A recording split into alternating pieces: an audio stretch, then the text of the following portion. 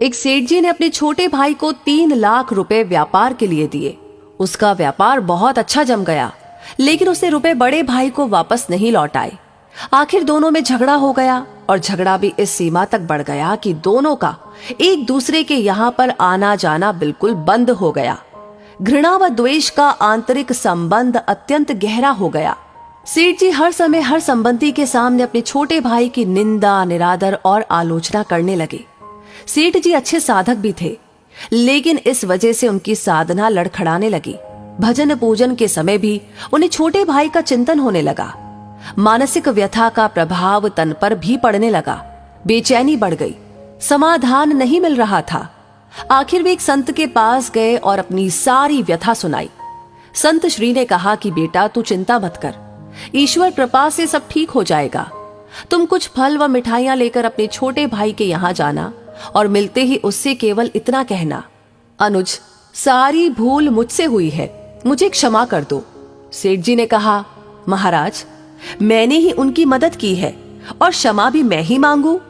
संत श्री ने उत्तर दिया, परिवार में ऐसा कोई भी संघर्ष नहीं हो सकता जिसमें दोनों पक्षों की गलती न हो। चाहे एक पक्ष की भूल 1% हो, दूसरे पक्ष की 99%, पर भूल दोनों तरफ से होगी। सेठ जी की समझ में तो कुछ भी नहीं आ रहा था। उन्होंने कहा कि महाराज, मुझसे क्या भूल हुई। संत श्री ने कहा कि बेटा, तुमने मन ही मन अपने छोटे भाई को बुरा समझा, यही है तुम्हारी पहली भूल। तुमने उसकी निंदा, आलोचना और तिरस्कार किया, ये है तुम्हारी दूसरी भूल। क्रोधपूर्ण आंखों से उसके दोषों को देखा, ये है तुम्हारी तीसरी भूल। अपने कानों से उसकी निंदा सुनी, ये है तुम्हारी चौथी भूल। तुम्हारे हृदय में छोटे भाई के प्रति क्रोध व घृणा है और ये है तुम्हारी आखिरी भूल। अपनी इन भूलों से तुमने अपने छोटे भाई को दुख दिया है। तुम्हारा दिया दुख ही कई गुना होकर तुम्हारे पास लौटा है। जाओ, अपनी भूल के लिए क्षमा मांगो, नहीं तो तुम न चैन से जी सकोगे और न चैन से मर सकोगे। क्षमा मांगना बहुत बड़ी साधना है और तुम तो एक बहुत अच्छे साधक हो। सेठ जी की आंखें खुल गई। संत श्री को प्रणाम करके वे छोटे भाई के घर पहुंचे। सब लोग भोजन की तैयारी में थे। उन्होंने दरवाजा खटखटाया। दरवाजा उनके भतीजे ने खोला। सामने ताऊजी को देखकर वह अवाक सा रह गया और खुशी से झूमकर जोर जोर से चिल्लाने लगा, मम्मी पापा, देखो कौन आए हैं, ताऊजी आए हैं, ताऊजी आए हैं।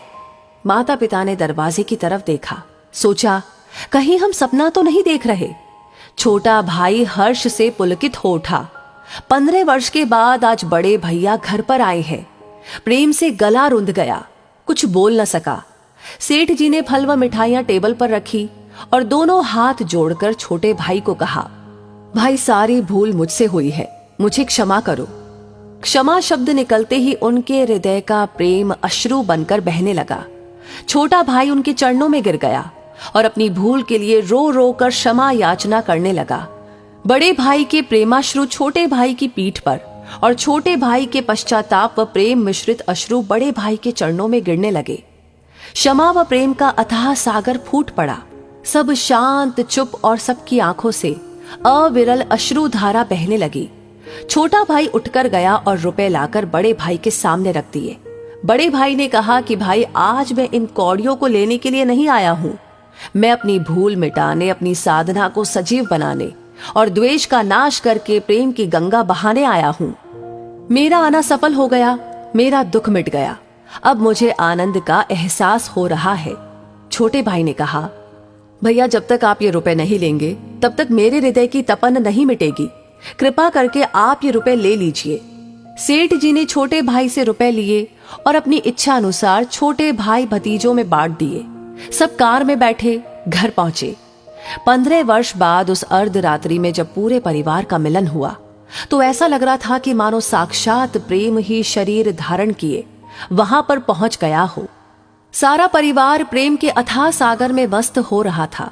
क्षमा मांगने के बाद सेठ जी का दुख, चिंता, तनाव, भय, निराशा रूपी मानसिक रोग जड़ से ही मिट गया और साधना सजीव हो उठी।